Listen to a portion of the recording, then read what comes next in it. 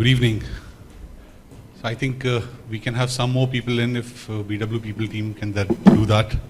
Because after every session, people move out and we have to wait for them to come back and restart.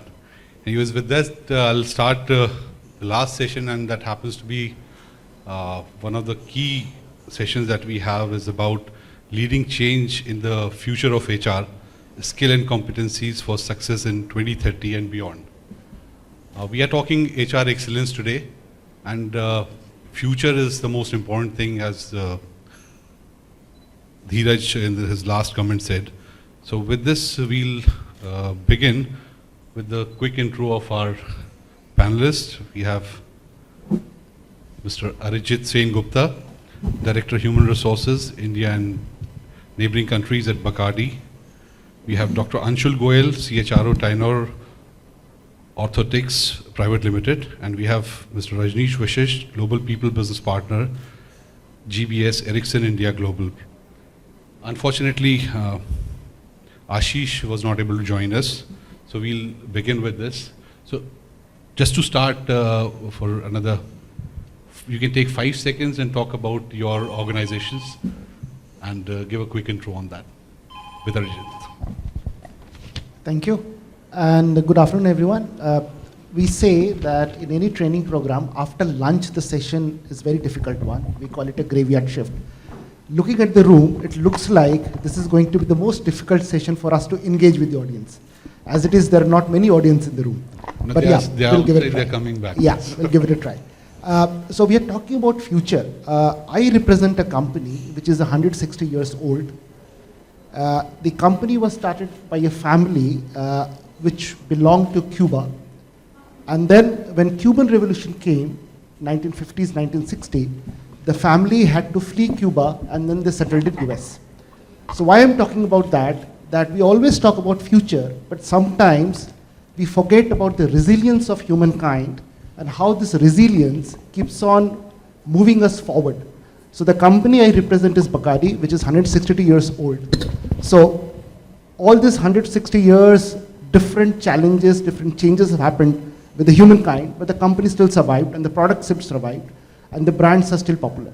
So when I talk about future of HR, I think the business will continue to evolve, but the company and the human resource function will continue to be resilient and continue to represent the experience which every employee will expect.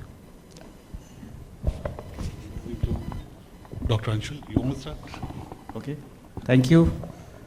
You've been modest in saying that the company has survived. I think it has helped the spirits to be high in last 120 years. Well said, thank you.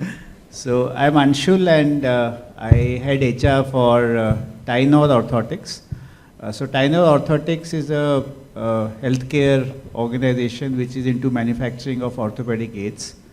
And we strongly believe that nothing as far as your health or your physical ability should limit yourself to pursue your dreams, right? So that's the spirit we have, and we are into 3 categories. One is the healthcare, of course, the prescriptive category. You would see a lot of hand slings or wristbands. The second is the lifestyle category, which is preventive, what we call as the pillows, the backrests. And the third is the sports category, right? So that's the 3 categories which we are in. We are by and large the leaders in India, and we are also present in 30 countries. And this year we have an aim to reach to about 50 countries by end of the year. So that's about me and my organization. Thank you. Thank you, Dr. Goel. A quick intro from Mr. Rajneesh, Vashisht. I represent Ericsson. It's a Swedish organization. It's a company into telecom services, products, technology, consulting, in all of it. And I work in their global services work in business HR. So we'll dive into the questions now, and as we discussed earlier that holistically we'll be talking about what is the future going to be for HRs, and what are the changes and challenges that we foresee in the future. So that will be the core thing that we are here to talk about. We'll also talk about the changing landscape of HR. What do you see, how the future is going to be like? So could we start with Mr. Arijit for that? Yeah, so there are two thoughts coming to my mind. One, of course, the world and the business will keep on evolving. That's there. I think every year it's going to be different, and post-COVID, the way we work, that has completely changed. And we all have experienced that in our own lives and also in our work life. So that thought is there, and with that, HR will continue to enable the business. I mean, we talk about HR being a business partner. The word which comes to my mind is business enabler. And I think no other function is better placed to enable the business like HR. That's one piece. And of course, there are so many different things are coming together, different aspects. I mean, we talked about AI, we talked about different technology coming in, we talked about how 2030 generation alpha will come to the workforce. This is the first generation ever who has, or which has born with screen. The previous generation had some time without screen and then some time with screen. So people in this room who have kids over 10 years and above, they will now realize what I'm talking about. So those things will change, and of course with that, HR will continue to change and continue to drive different initiatives to adapt to that change. So that's one piece. But the second piece, which I very strongly feel, that we sometimes forget the basics of HR, which is, in HR there is a word called human. So the human connection or the experience we talk about for any employee in any organization, that's paramount. No matter what kind of technology, what kind of AI will be there, the human connection will be very, very important. And that's where HR will play its part. We talk about org culture. We talked about HR leaders as coaches, mentors in the organization. So these skill sets or these aspects will continue to be there to support the business. So these are the two thoughts come to our mind. And of course, I will be very interested to know what my esteemed panelists also will have to say on this topic. So we'll come to Rajneesh, and I would also like to understand from your perspective, and what would be the workforce expectations along with it. So if you can throw some light on it. So, so there are, I'm just adding to what, human things which just was spoken about. See, there are a couple of things which we all have witnessed. One of the things which actually is an let's say a cascading event which nobody had thought of was the COVID, and it has made people aware that they can work from anywhere, and this is particularly important to the organization where the work can be done remotely. So people have become aware that they need not to be in the metros in, let's say, not very good conditions, and people leave all over the hinterlands of India and come here and spend money and stay in not so very healthy conditions. Now they know that they can go back and work from anywhere. So this is actually countering the narrative which HR and leaders have been actually making for decades altogether, that no, the work cannot happen remotely. So now it has been done for 2 years that they know it. This is something is going to accelerate going forward. That's one thing which has happened. Second, which we all know that, how the attritions has been spiking up. And with every passing year, this is actually increasing. The way we saw immediately after pandemic, even if I discount the pent up, people have not left for, let's say, 1 year. In our organization, we saw for 40-50% of attrition. In a technology organization, and we take a pride of, very high culture-driven organization, we actually steered an attrition of 30, 35, 40%. So as the people are becoming very, very, very aspiring, at the same time, that old thought of, I started work in this company and I retired in this company, and this tells about my loyalty, and we people take pride of it, the next generation is totally challenging it. We really cannot, I cannot go back and stare and say, there is conversations which are happening in which, HR people sit and a lot of leaders, people are not loyal about, we worked for 10 years and stuff. I mean, the other part who are not part of that conversation, they don't even need two hoots about. this loyalty thing. They are changing, they'll continue to change our organization. And this is a major problem which HR and leaders will have to think through what to do about it. I think all of the strategies of HR have failed. Most of those have failed in actually retaining people for the reasons which we can delve further, why that is happening. But we have not been able to, HR fraternity and leaders in the organization has not been effective all over India in making any counter narrative against the attrition.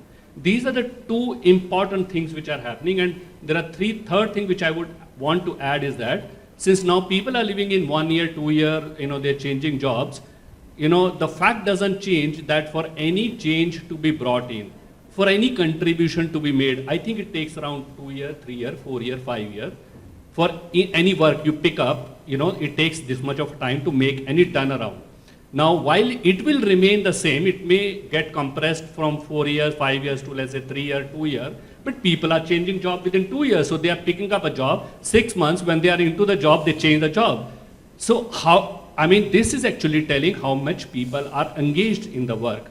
They just do not have that much of engagement. It might also be a reflection of, I think is a reflection of also a fickle mindedness. People, let's say, how, people are actually becoming glued with the phones and stuff, how things are changing so fast, they're changing the jobs as well as faster. But the work itself is not changing as faster as their behaviors are changing. How are we as a leaders and HR organization to prepare a counter narrative in which the work is also able to be delivered when people are changing so fast jobs? So third question is about human behavior, and and these are the three things which I think in India is going to get accelerated further and further as we go further in the career. And I think we'll agree our HR's counter narratives are actually pretty weak. We still are actually talking about the transactions.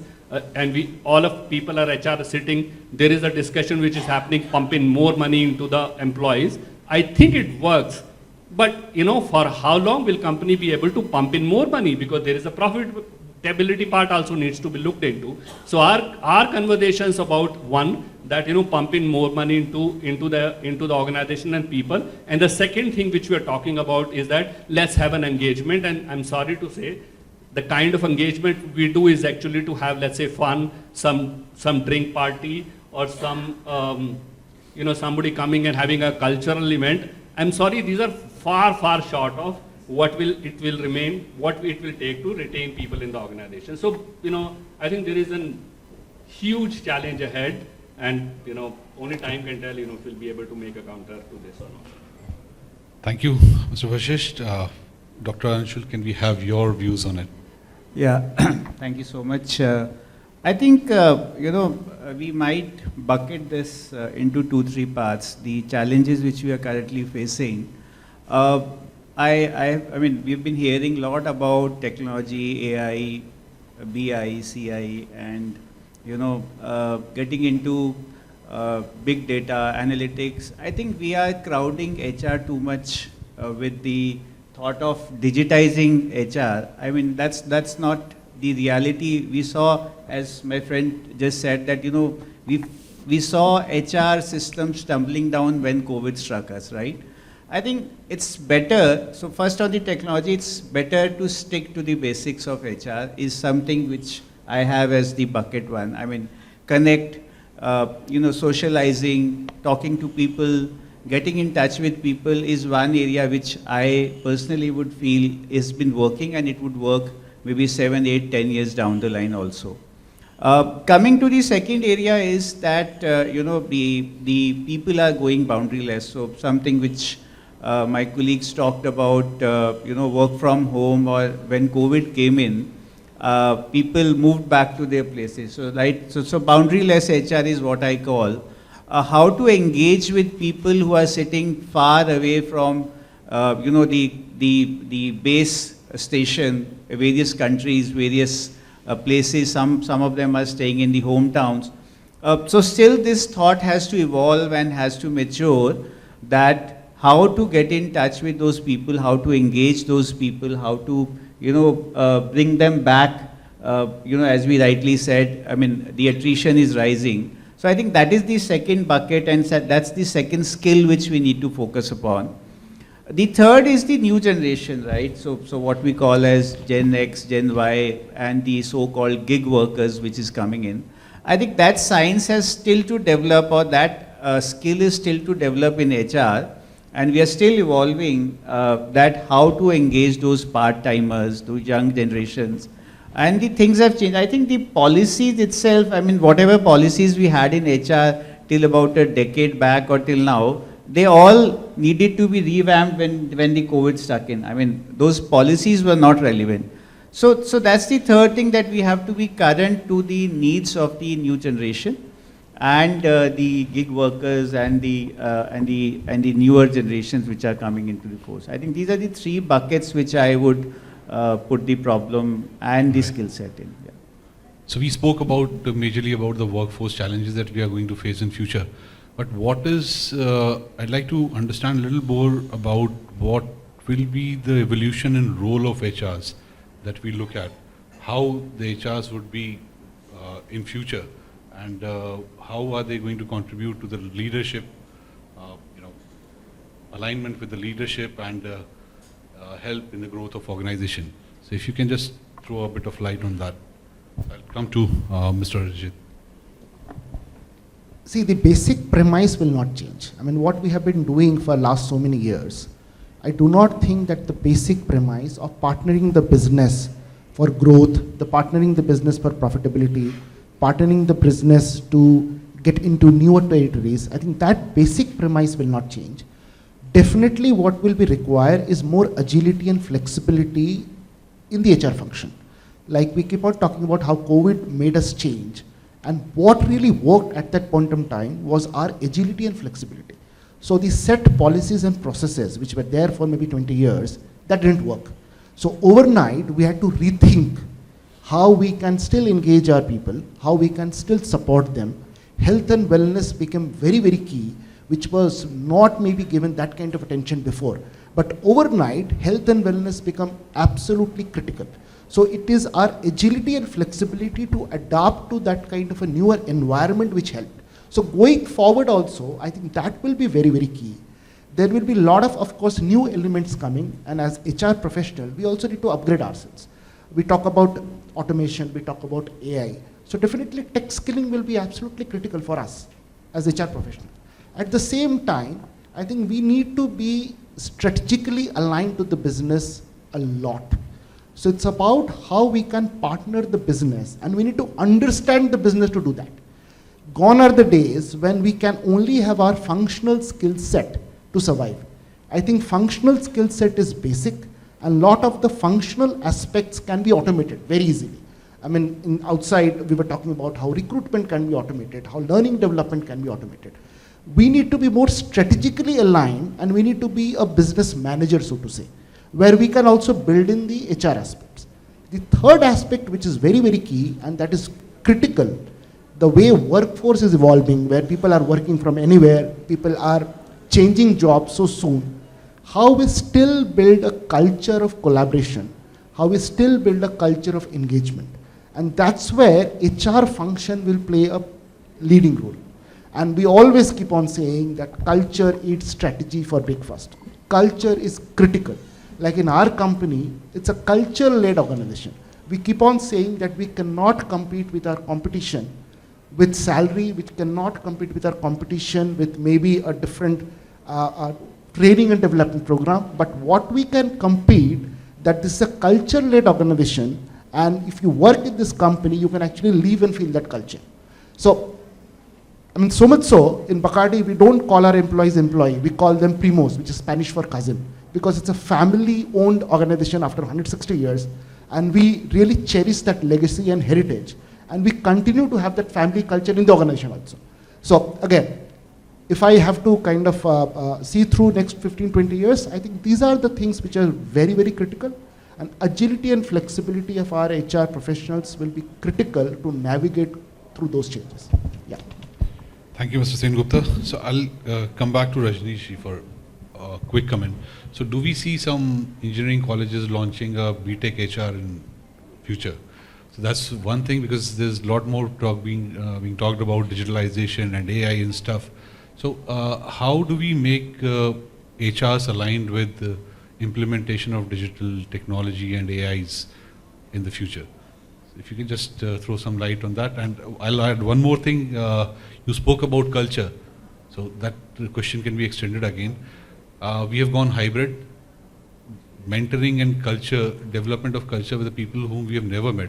How do we do that? Because you are a large organization and you might be dealing it on daily basis, that the hybrid workforces being integrated into the organizational culture. My expertise in the digital part is little limited.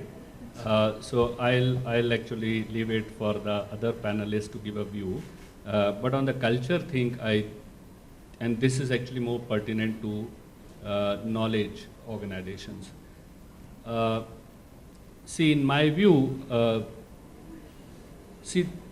organizations is a reflection of what is the society is.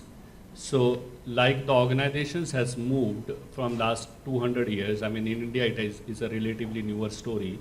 But if you look at, let's say, Western part, the way the organizations were, that's how the society was, the way the organizations were also structured.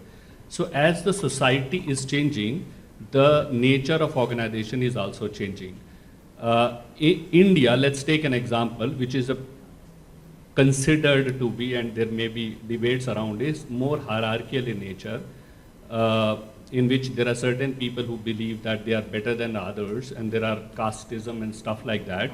The same is remained reflective in the organization, in a very hierarchical organization, in which there are people at the top taking a decision, and then the people down below are actually doing an execution of this. As we see in last 30, 40 years, and some of that has also come from the multinationals who actually tried to force fit their culture into us, because their societies are relatively different. That acceleration also has changed in the organization, in which we talk about empowerment and stuff like that. I think that empowerment has lost its value. I mean, there are fads which keep on happening. So, that empowerment things has lost its shelf life. It has to go further than this. So we have, all of HR we talk about for many years, there is a flattening of organization which is happening. Now, I think there are certain organizations, as in India, I mean, the societal barriers and the casteism is gradually breaking. There are people who are demanding and coming, and that is also probably the reason there is a lot of churning in the organization, because people at the down below, they don't feel empowered. They actually come, do some transactions, somebody else pays them more money, they go there because they have no association with the organization. So association with the organization happens when you are part of the decision making. In a family, when you ask your kids to be part of the decision, they feel part of the family. When you tell them something to do, I mean, that's how the organizations are. So this flattening also is actually painfully slow, and there are certain organizations which are experimenting, in which there will be no hierarchy in the organization going forward. This is a long shot which I'm trying to tell, in which people are going to work in the teams, in which everybody is equal. Everybody is equal, everybody has a share to say what they want to say, and the decision is taken by the debate. Now, how long this going to take, I mean, the sooner this happens, the better it will be. We are able to contain attrition and engagement and stuff like that. Now, it may be a relatively slow pace in the India because of, our societal system are relatively more difficult and more stringent to break. But in the Western part, some organizations, and we know these are big names, have started experimenting, in which there is no leader, there is no subordinate, everybody is actually same. And I actually tried to have this discussion with one of my team member in my organization, and very matured colleague of mine, and he thought, and he said, "Sir, it is very utopian what you're talking about." I said, yeah, it appears utopian, but what we are having today, in which we are having employee surveys and all, if we ask 100 years back, was there employee surveys happening, they will also call, it was utopian. Who asks employee? There was a Frederick Taylor scientific management. In every task is divided into, at every time, everything is decided how much of minutes and seconds you're going to do. People were just expected to do the way they are being asked to do. This has changed. Now we go and asking and have FDGs and stuff like that. This will continue to happen because in society, now people are coming, they don't want to be told anything to be for them to do. They know what to be done. Now when they know it, why would they want somebody to come in HR and tell them, do this and do that? They'll say that, we know what to do. And that's why the organizational structures need to be changed. And it is about flattening far further and far faster in the future. Whichever organization will do it faster will actually be able to adapt more than the others. I'll come back to you, Dr.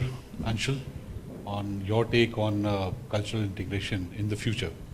Yeah, I'll just finish that question. I think he left that part, that how to develop and how to go about the digitization and technology. Please. I mean, quickly. So I think the puzzle can be solved by saying that adopt technology to solve a particular problem. Don't first implement the technology or digitization and then create a problem to solve. I mean, that's the very clear mandate. I mean, identify the problem. What are you trying to solve? And then look at the technology to be implemented. That's the simplest rule. My 7-8 years of experience in working in tech-driven organizations. Coming to the question of culture, I think as my friend said, going forward, the boundaryless working is something which is going to prevail. So it is important to understand the local flavor of the culture from where the person is working, where the person is coming from, what is the background of the person in terms of the region, continent. I think it is very, very open. I mean, one culture cannot define what HR should do. We have to understand and go to the level of understanding the local culture or nuances of the people where they're working from. And also going forward, I mean, also to mention that, and he mentioned, I think let's keep the human element of human resource alive and not get into the so-called fashion of implementing technology. It's good. It's a partner. I mean, let's keep technology as a partner to enable the processes, but let's keep the human element of human resource alive. Can I just come in for 2 Please, minutes? please. I mean, this discussion reminds me of one of the initiatives many of us have led during COVID times. So during COVID times, when we all were working remotely, suddenly there was a lot of discussion that we are missing the water cooler conversations. And that's a critical part of building culture. And I remember, including in my company, many companies, HR came up with initiative wherein they started blocking 15 minutes, 20 minutes, so that employees can have coffee or tea together. Initially, it was a big hit because it's fun, right? People are coming together, having tea, coffee, having this chit chat, no office meeting happening. But after 4 or 5 months, at least that's what happened in my company, there was a huge digital fatigue. And people used to hate those kind of time blocking just to have coffee and chit chat. So we tried to replace that water cooler conversation in a digital format. Initially it worked, but after a point of time, it was not working. So I think the discussion or the point what we need to keep in mind that when we talk about culture building in those kind of hybrid working or those kind of a evolved workplace, or when we have gig workers where one person works in 5-6 different companies, we also need to think differently. Every company will have different culture pillars, culture aspects. Now, how do we live those culture pillars? How do we build people processes around it? How do we build business process around it? I think that's what something we HR professionals, we need to really think and be more pragmatic about it. Yeah. Thank you. So the technology is telling us that time's up and it's been there for quite some time now. But if you have any points that you wish to add on, Dr. Anshul or Rajneesh, you can take it in.